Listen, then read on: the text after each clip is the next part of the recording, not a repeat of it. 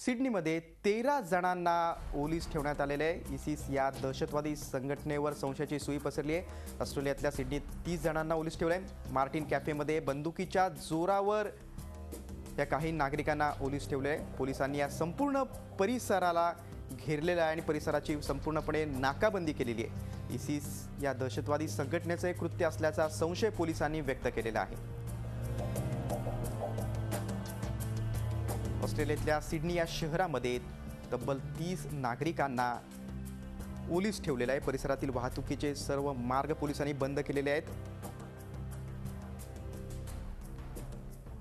अरबी भाषा असलेले झेंडे दाखवण्यात आलेले आहेत आणि इसिस या दहशतवादी संघटनेनं हे कृत्य केल्याचा संशय व्यक्त होतोय।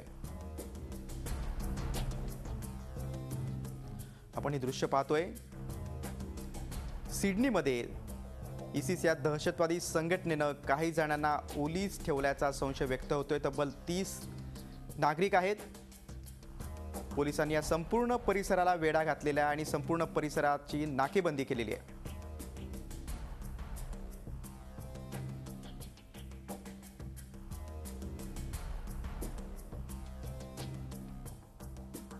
सिडनी शहरातील हे दृश्य आहेत।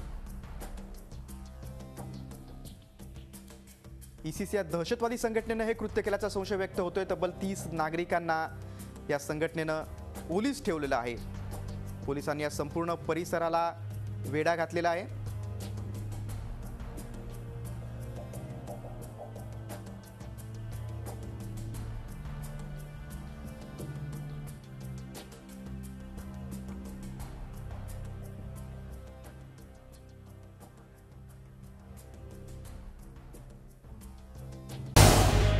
झी 24 तास रहा एक पाऊल पुढे।